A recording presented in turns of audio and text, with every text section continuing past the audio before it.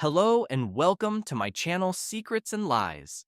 Andrew and Courtney Simpson, in spite of the fact that childless, were upbeat in their marriage for over 10 a long time. Having children was something they both needed, but they held up until they were secure in their careers and may fiscally back a family on a single pay.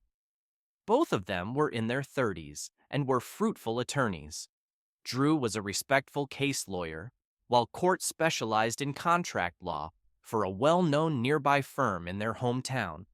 They at long last come to a monetary level that permitted them to go to their, to begin with, National Convention of the American Bar Affiliation. This was something they had both energetically expected. During the long drive to the Inn Central Station, where they had booked a table for the occasion, their main discussion subject was around having a child. They both concurred that the time had come, but Court confessed that she was on edge around the prospect. It was at the Board of Executives gathering on Wednesday evening that everything fell separated. The evening begun well, with both getting a charge out of the climate and the company of their individual attorneys.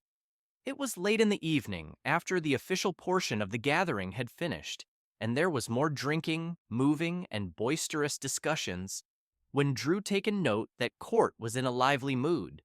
This was certainly not a terrible thing, as it continuously driven to a marathon sex session at the conclusion of the night. Courtney was an excellent lady with an exuberant character, in spite of the fact that to some degree clever and always coquettish. Today was no special case. Drew, on the other hand, was more calm and reserved. This was exceptionally unordinary for a case lawyer. At social occasions, Drew regularly mixed into the foundation. He truly delighted in observing individuals and watching how they connecting. If somebody begun a discussion, Drew would promptly participate effectively. He basically once in a while started discussions with individuals he didn't know.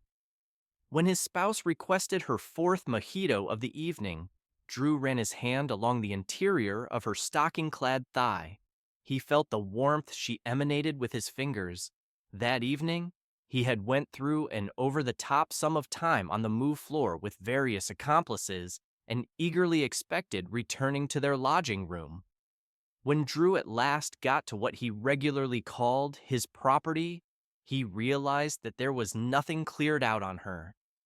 His eyes lit up when he met the dark green eyes of his spouse. There was that smoky, erotic sea in her eyes, and he was ready to take her right there in the club. She inclined forward, uncovering expansive portion of her thigh and her sufficient chest. She let out a moo, favoring whisper, and murmured, "I need to have fun today, evening time, dear," without breaking eye contact. "I can see that. I feel it as well, child. Let's go to the room. Look around, dear. We've never been to this city some time recently. Do you see anybody commonplace?" Drew reflexively looked around.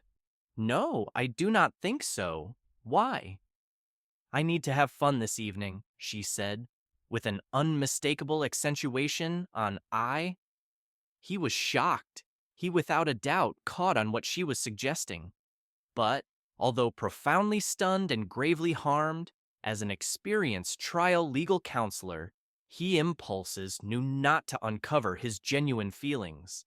Drew couldn't envision where this was coming from. The as it were potential caution sign he may point to was his wife's hesitance to have a child. However, she had fair concurred to do precisely that. "I get it. But what around our relationship?" She overlooked his address. In spite of the fact that not a trial attorney, she knew how to examine witnesses and caught on the significance of not letting the adversary divert her. She moaned and held his hand solidly. "Have I been a great spouse? In the 15 years we've been together, have you ever had indeed the scarcest question around my cherish and total commitment to you? Since we got to be select in our to begin with year, title one time, one occasion, fair one.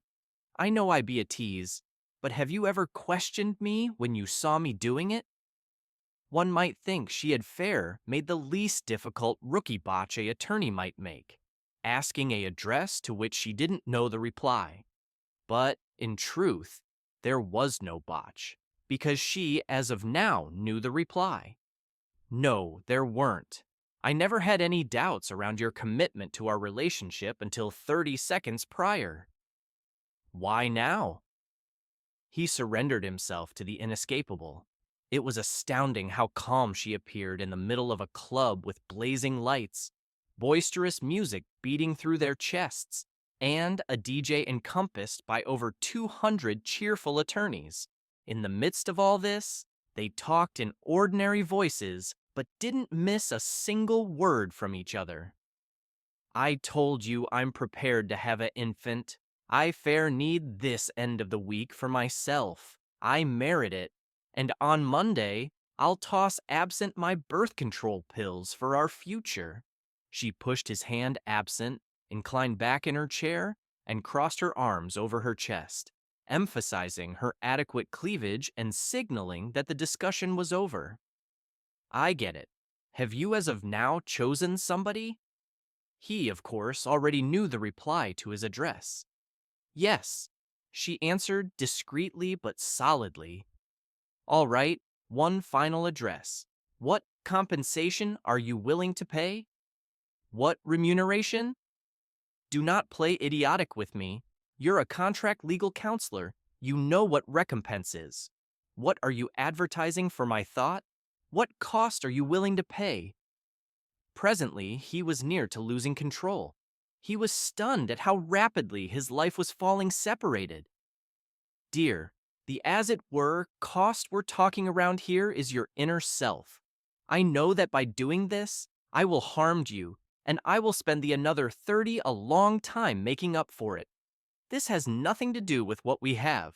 It's Wednesday evening, and we do not have to take off until Saturday morning.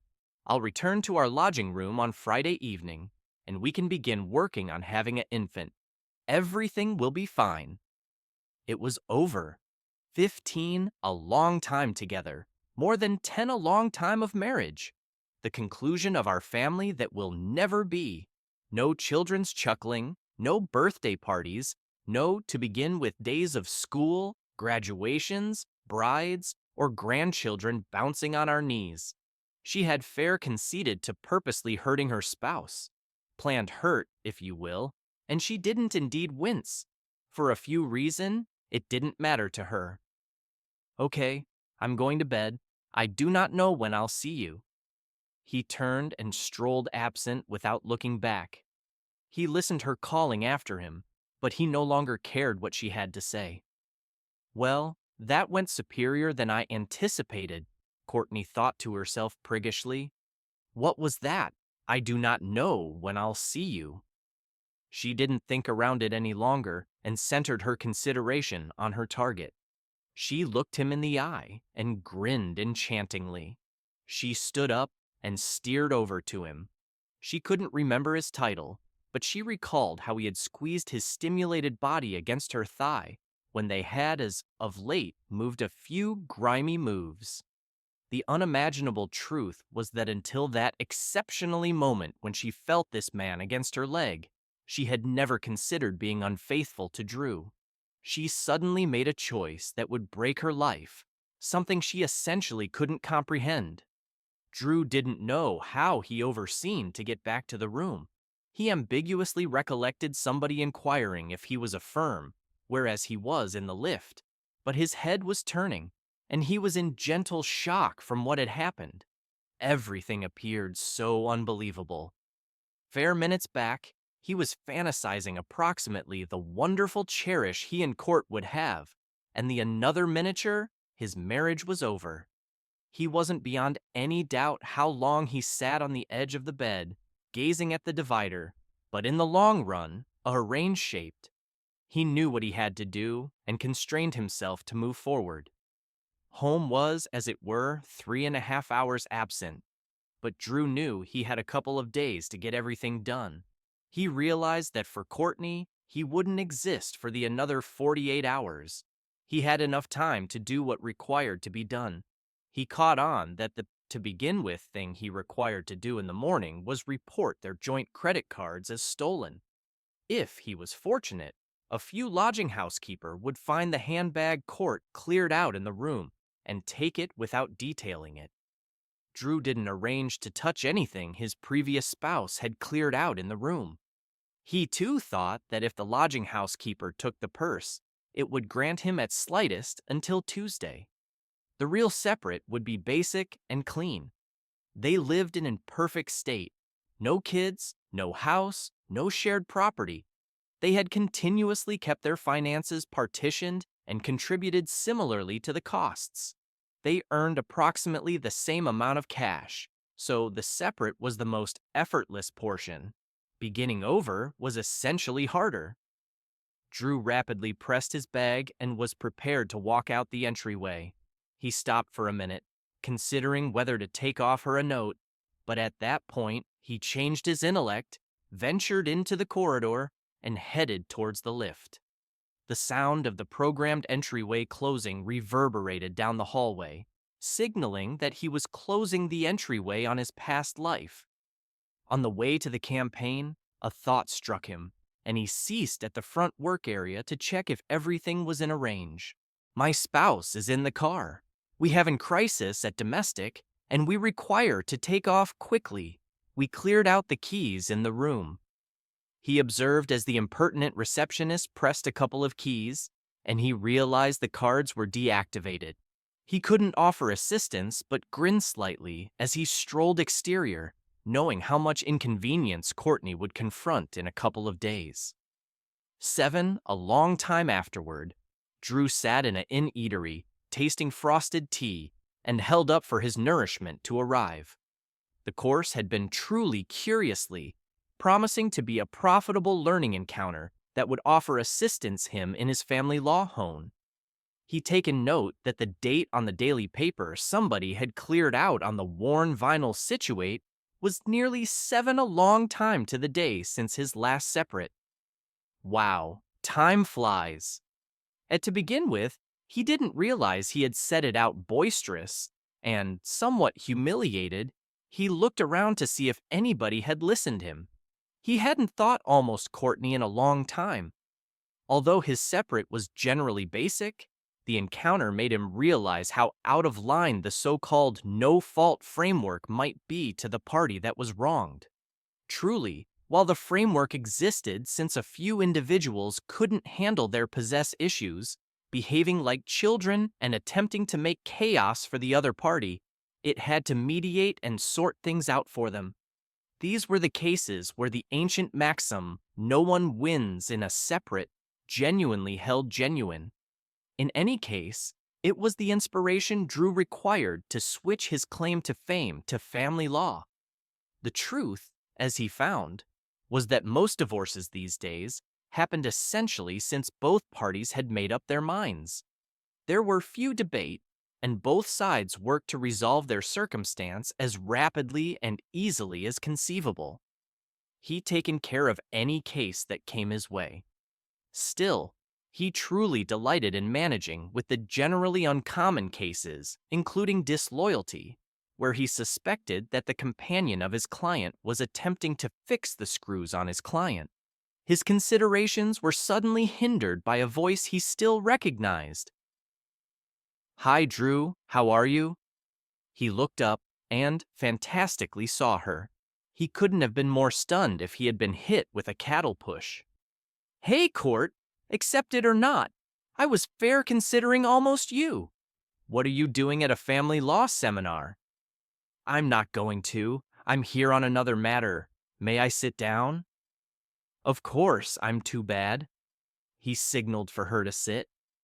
"I'm truly stunned to see you, so you'll have to excuse my conduct. Wow, I truly do not know what to say." She sat up straight and talked in an irate tone. "You never indeed talked to me, Drew. You never reacted to any of my endeavors to contact you.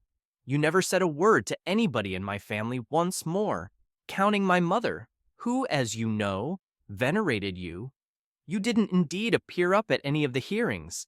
You fair cleared out." "I had nothing to say to you?" 15 a long time together, and you couldn't indeed say, go to hell. Sometime recently you ran absent?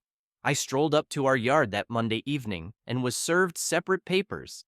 Sometime recently I seem indeed get in the entryway. When I at last got interior, there wasn't a single thing in the loft that reminded me of you or our marriage. I see. You devastated our marriage with an fantastically egotistical act. And I'm the awful fellow? If that's all you have to say, just take off me the hell alone. Drew, I'm truly too bad. Just get out of here, Court, right presently. He was flushed with seethe. Most of the eatery was presently gazing at them. She stood up and bumbled absent in tears. At that minute, a tornado hit Drew. It was the chattering twin sisters and their more youthful kin. They heaped onto him at full speed, as they more often than not did. His spouse was strolling right behind them. She was chuckling and grinning, but her grin rapidly vanished when she saw his confront. Her look dashed to the quickly withdrawing figure of Courtney. That was her, wasn't it, Drew? He might, as it were, gesture his head, as he was possessed with the 3 children. Without saying another word, his spouse, Celia, rapidly ran after Courtney. Drew observed as she caught up with Courtney. They began a discussion that finished with Celia making a difference Courtney to sit down. They must have talked for at least 10 minutes. It looked like they traded contact data. At that point, Celia embraced Courtney, and they separated ways. Celia returned to the table and got in their most youthful so that Drew may corral the twins into a corner. Drew's eyes and mouth were wide open when Celia sat back down. She's coming to our domestic in a couple of weeks, and you two will conversation. Cruel, really conversation. Do not say anything. Fair gesture if you get it. Her tone cleared out no room for contention. So, he fair gestured and started battling off the 2 small beasts on his lap, who were presently his life. Later that evening in their lodging room, after the 3 musketeers had fallen sleeping, Celia looked at him and inquired, "Is there anything you need to say or inquire her?" He took a profound breath and discreetly said, to begin with few, a long time, I needed to, but possibly my pride wouldn't let me. But presently? No, I have nothing to inquire, and I'm happy I didn't donate her that chance back at that point. What? You're kidding, right? This can't be genuine? It's exceptionally genuine, Celia. If I had permitted her to conversation to me back at that point, she might have said something that would have made me re-examine. But if that had happened, I would never have met you, and our 3 children wouldn't exist. No, I do not need to conversation to her, and I have no laments. She embraced her spouse and showered him with kisses. You know fair what to say to a young lady, do not you, baby? But that destitute lady needs to conversation to you, so the slightest you can do is sit and tune in. I will, but truly, what's the point? All she's going to say is how too bad she is. If I inquire why, she'll say she doesn't truly know, and so on and so forward. But I'll do it for you, and possibly it will offer assistance her discover a few peace. But why ought to I care? Drew, be sweet right presently. Perhaps I can't pinpoint it for you, but wouldn't you have preferred to holler at her for a few minutes after seeing her? Possibly that's what will near the past for you as well. Maybe you're right, but indeed barring you and the young ladies from the condition, I realized sometime recently I met you that my life was way better without her. The separate made me reassess my life and what was vital to me. Goodness, beyond any doubt, I went through the regular enthusiastic turmoil that most people involvement when a marriage falls flat. But that disappointment constrained me to take a difficult see at myself, something I would never have done if she hadn't acted so absurdly. Drew delayed to think and capture his breath. They say that the most noteworthy victories can come from our greatest disappointments, and I immovably accept that to be genuine in my case. I'm much happier practicing family law presently than I ever was practicing gracious law. Now and then, I feel like I'm genuinely making a difference individuals. I know I do not make as much cash, do not drive a Beamer, and do not live in a lakefront condo. But I'm more joyful than I've ever been in my life. Presently, what almost her? Maybe you ought to inquire her that address? What's the point, Celia? I have no laments about where I am right presently. He delayed, and at that point, proceeded in a voice fair over a whisper. Possibly it's not genuine. I do have one regret. I ought to have talked to her mother. She was truly a sweet woman. I know she cherished me, and I preferred her. Since both of my guardians have long passed absent, she was like a surrogate mother to me, and I cleared out without saying a word to her. Celia had nothing more to say. She had trusted that some way or another assembly would be as great for Drew as it would be for Courtney, but presently she had questions. Was she forcing this on Drew? And would it, as it were, serve to dig up a past he no longer cared almost, but seemed she halt it? As it turned out, Celia didn't have to do anything. The assembly never happened. The night sometime recently Courtney was assumed to come to town, Celia's phone rang after midnight. At that time, she continuously feared replying phone calls, fearing awful news, but she reflexively replied. On the other conclusion was a clearly disturbed lady. Celia, this is Angela Jones, Courtney's mother. I require to talk with Andrew. The ringing phone had woken Drew, and Celia given him the collector. It's for you. Andrew, it's Angela. Courtney took her claim life recently evening. This articulation was taken after by the cries of somebody in unbelievable torment. I'm so too bad, Mother. I do not know what to say. Oh God, this is my blame. Presently Drew was crying as well, but he had no words. Celia, who had listened everything, clung firmly to her spouse and was presently transparently sobbing, feeling that some way or another she was mostly to fault as well. Andrew, it's not your blame. She had numerous issues, and she brought them upon herself. After the separate, there were numerous things approximately her you didn't know. She cleared out a fixed letter for you. I stowed away it from the police. No one knows around it but you and me. What do you need me to do with it, Andrew? Just keep it for presently and let me think approximately it. Can you do that? Of course. Andrew, I require you to be with me. Can you come? I'll be there as before long as I can, Mother. I'm going to bring my entire family. I need you to meet them. I know you'll cherish them. I'll call you back tomorrow and we'll make a arrange. Is somebody with you right presently? You shouldn't be alone. Yes, my companion Joyce is remaining with me. I can't hold up to meet your family. I'll conversation to you tomorrow. And the call finished. Courtney's dedication benefit was held 7 days afterward on a cold but clear harvest time day, and, as guaranteed, Drew and his family were there. As it were, a few individuals gone to the benefit. In spite of being an exceptionally competent attorney, Courtney had no genuine companions. She was incinerated, and her cinders were to be scattered in the stop that she and Drew regularly gone to when they were dating.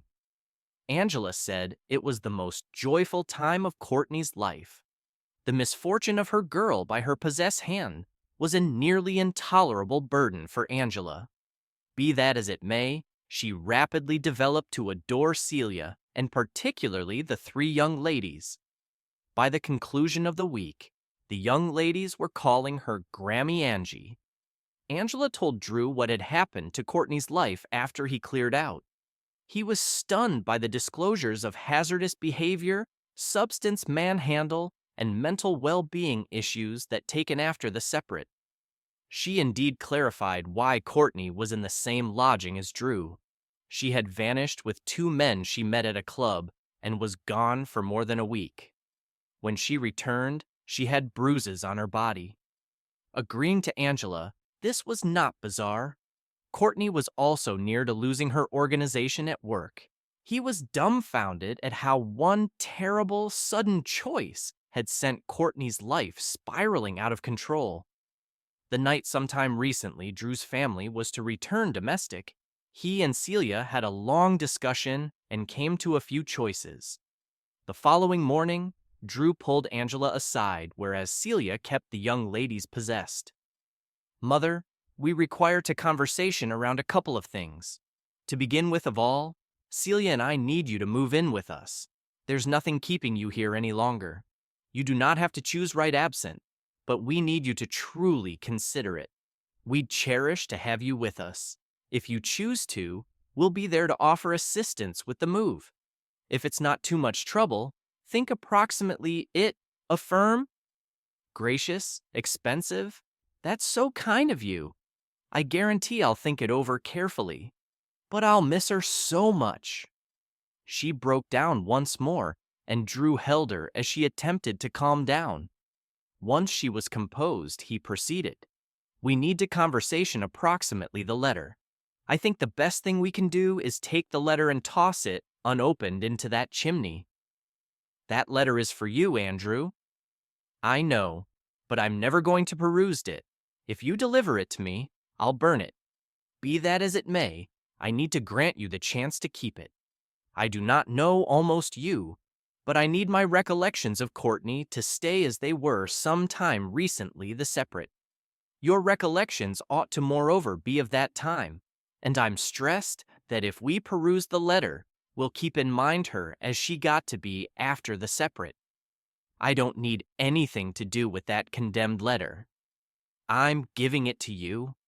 If you choose to examine it, the as it were thing I inquire is that you never, and I cruel never, mention anything around it to me." Angela was stunned by his reaction, but started to get at Andrew's thinking. She frantically wanted to keep in mind her girl as she was. Sometime recently, her activities broke her life. Maybe the letter contained earnest regret and affirmation of how difficult her choice was, but possibly it contained, as it were, more torment? Andrew had told her almost his experience with Courtney a few weeks prior. What if Courtney had, as it were, more outrage and blame to empty on Andrew? Courtney had not been in the best mental state, particularly since she had confronted Andrew. Angela was torn,